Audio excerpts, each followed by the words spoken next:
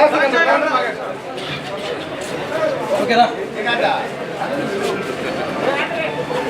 ప్రభాకర్ రెడ్డి నాయకత్వం, ప్రభాకర్ రెడ్డి నాయకత్వం, ఆదాల ప్రభాకర్ నాయకత్వం, ఆదాల ప్రభాకర్ నాయకత్వం,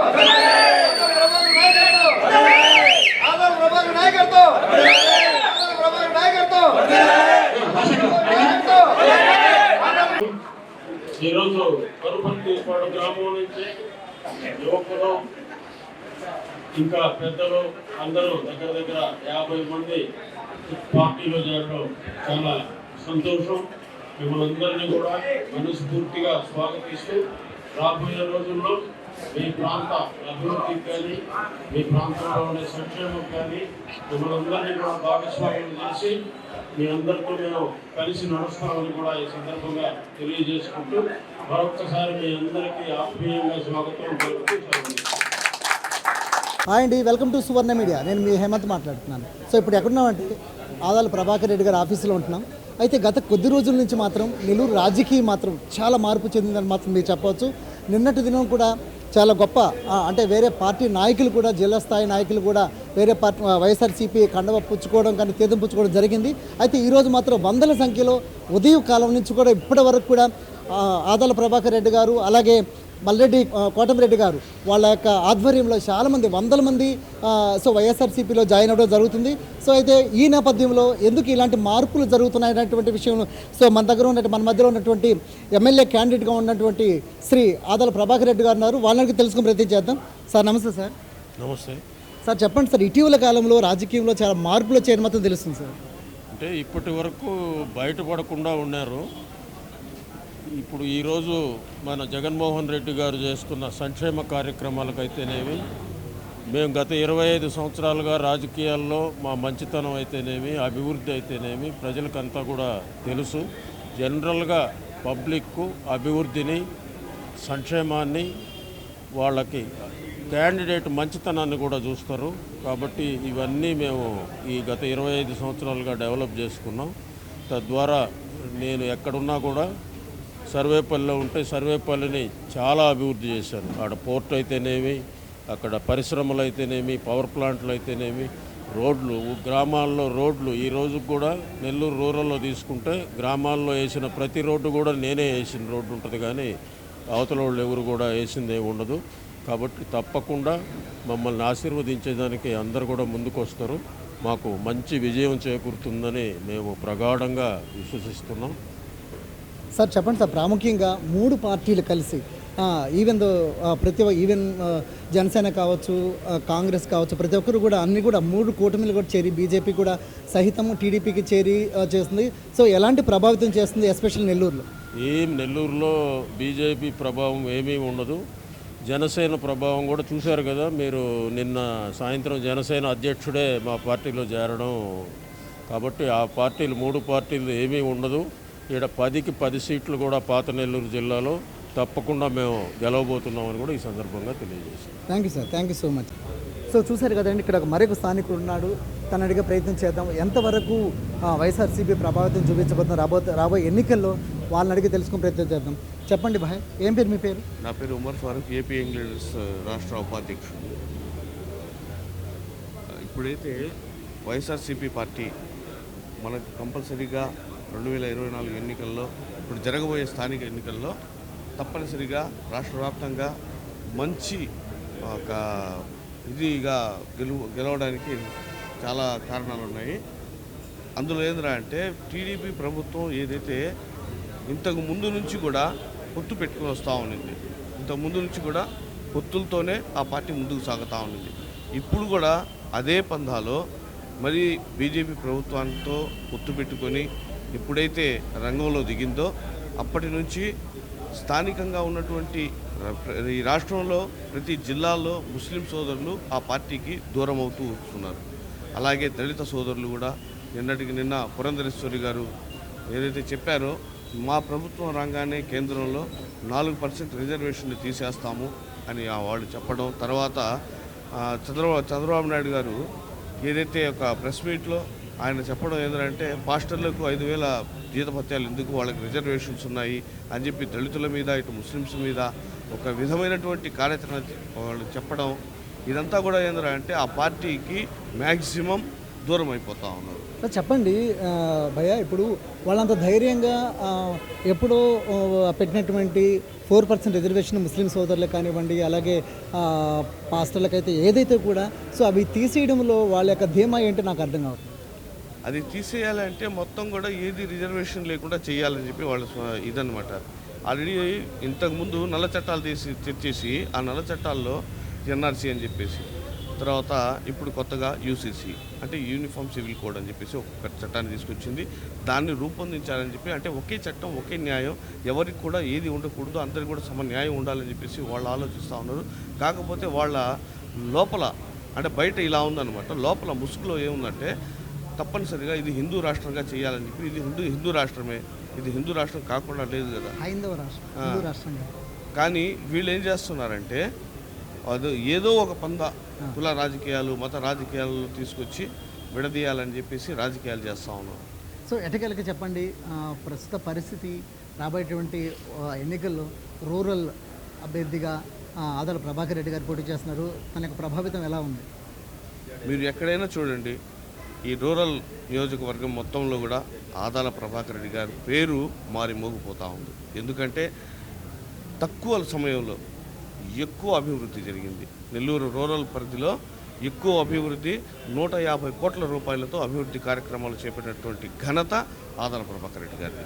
అదేవిధంగా ముస్లింలకు కానివ్వండి, క్రైస్తవులకు కానివ్వండి, హిందువులకు కానివ్వండి, కుల మత అతీతంగా, కులాలకు మతాలకు వర్ణాలకు వర్గాలకు అతీతంగా ఆదాల ప్రభాకర్ రెడ్డి గారు ఈరోజు చేస్తున్నటువంటి ఆ అభివృద్ధి కార్యక్రమాలు ఎంతో నచ్చుతున్నాయి, ప్రజల్లో ముందుకు దూసుకెళ్ళిపోతూ ఉంది. తప్పనిసరిగా ఆదాల ప్రభాకర్ రెడ్డి గారు ఈ నెల్లూరు నియోజకవర్గం నుంచి, రూరల్ నియోజకవర్గం నుంచి రాష్ట్రంలో ఎక్కడ లేనటువంటి అంత మెజారిటీ, అంటే చెప్పడానికి కూడా మాకు ఎదురుగా ఉంది, అంత బంపర్ మెజారిటీతో నెల్లూరు రూరల్లో అభ్యర్థిగా గెలవబోతా ఉన్నారని చెప్పేసి దానికి తార్కాణం మన ముందే కనిపిస్తాం. చెప్పండి భయ్య, చివరిగా ఒక ప్రశ్న. రీసెంట్గా ఇటీవల వృద్ధాప్య పెన్షన్ ఒక 2-3 డేస్ లేట్ అయింది, కొంతమంది వృద్ధులు సతమతమయ్యారు, ఇబ్బంది పడ్డారని తెలుసు. సో అది దానికి మీరు ఎలా స్పందిస్తారు? ఇంతకుముందు పెన్షన్లు తీసుకోవాలంటే పోయేసి పుస్తకాలు అక్కడ పెట్టేసి వాళ్ళు వచ్చేదాకా వెయిట్ చేస్తా, ఆ ఎండలో పెన్షన్ ఆగింది ఇప్పుడు, అంటే వాలంటీర్ వెళ్ళట్లేదు కదా. అదే ఇప్పుడు దానికి ఏంద్రా అంటే ఈ పెన్షన్ ఆగిపోవడం వల్ల వృద్ధుల్లో టీడీపీ ప్రభుత్వం మీద ఎక్కువ శాతంగా నిరసన వ్యక్తం అవుతూ ఉంది. అదేవిధంగా ఏదైతే వైఎస్ జగన్మోహన్ రెడ్డి గారి ఆ పాలనలో ఆయన చేసినటువంటి ఆ వాలంటీర్ వ్యవస్థ ఏదైతే ఉందో ప్రపంచవ్యాప్తంగా అందరూ కూడా దాన్ని ప్రశంసిస్తూ ఉన్నారు. కానీ ఈ రాష్ట్రంలో కేవలం రాజకీయం కోసం వాలంటీర్లను పక్కన పెట్టేసి ఆ వాలంటీర్లు లేకుండా చేయడానికి ఇది ఒక పన్నాగం పన్నుతూ ఉన్నారు. వాలంటీర్ వ్యవస్థ అయితే ముందుకు ఉంటే కానీ తప్పనిసరిగా ఈ అవ్వాతాతల పెన్షన్లు అన్నీ కూడా వాళ్ళ ఇళ్ల దగ్గరికే మళ్ళీ చేరతాయి. జగన్మోహన్ రెడ్డి గారి ప్రభుత్వం మళ్ళీ వస్తుంది 2024లో, తప్పనిసరిగా మళ్ళీ అది యథావిధిగా కొనసాగుతుందని చెప్పేసి. అంటే తొలి సంతకం కూడా అన్నాడు కదా, తొలి సంతకం కూడా 4,000 రూపాయల పెన్షన్తో సహా ఇది తప్పనిసరిగా వస్తుంది. జగన్మోహన్ రెడ్డి ప్రభుత్వం తప్పనిసరిగా చెప్పిన మాట చేశారు, చెప్పిందే చేస్తున్నారు కూడా. ఇక ఇప్పుడు జరగబోయేది కూడా తప్పనిసరిగా చెప్తా ఉన్నారు. ఏదైతే ఆయన చెప్తా ఉన్నారో తప్పనిసరిగా రాష్ట్రంలో మొదటి సంతకాలు ఇవే ఉంటాయి. ఆయన చెప్పిన మేనిఫెస్టో యథావిధిగా కొనసాగుతూ ఉంటుంది కూడా. థ్యాంక్ యూ సో మచ్ భయ్య.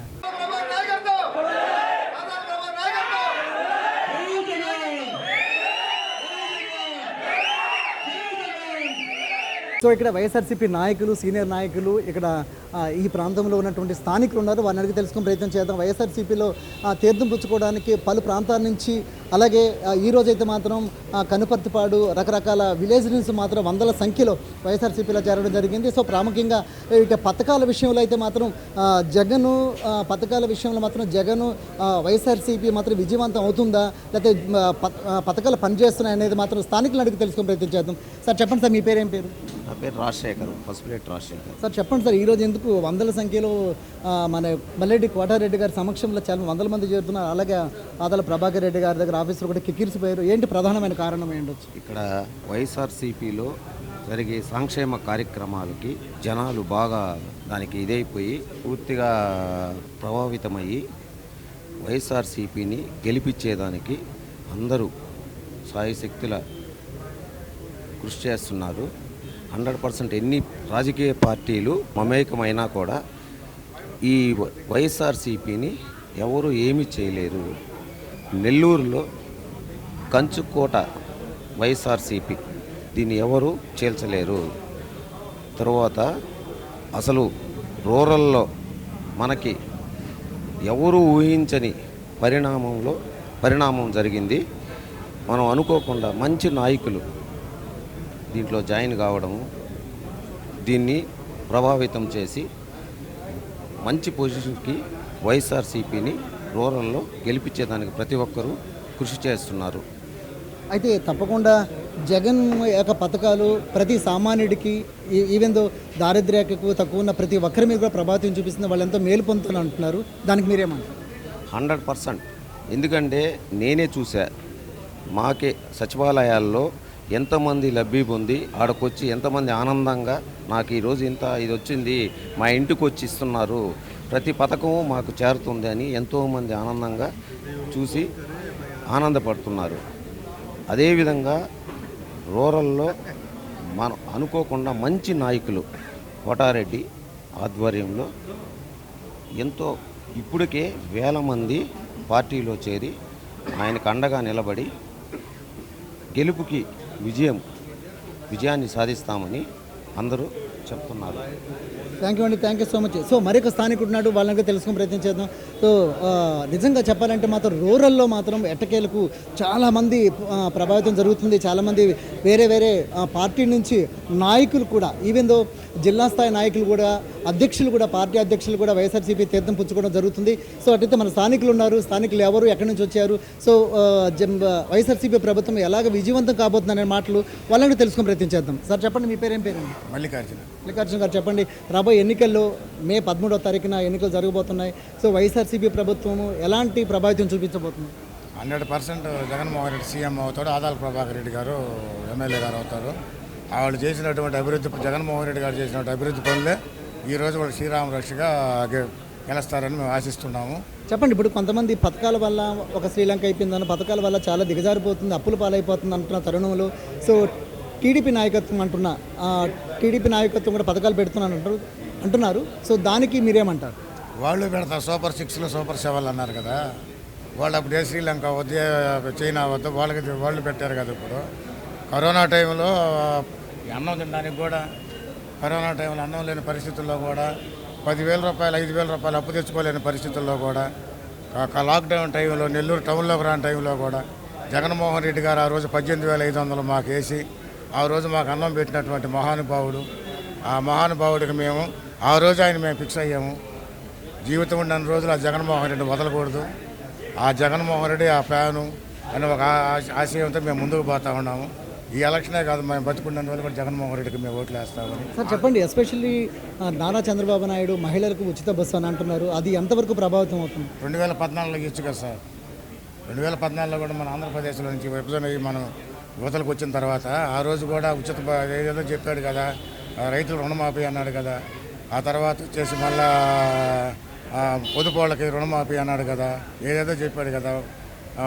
చదువుకున్న పిల్లలకి నెల వాళ్ళకి నిరుద్యోగ వృత్తి ఇస్తాడు కదా, ఇచ్చాడా సార్? అవన్నీ కొన్ని ఇచ్చారు కదా, కొన్ని పథకాలు ఏమి ఇచ్చాడు చెప్పండి సార్? అదే పసుపు కుంకుమ ఇచ్చాడు, ఎలక్షన్కి ఇచ్చాడు సార్ 10,000, 5 సంవత్సరాలు చేసాం 10,000 ఇచ్చాడు సార్.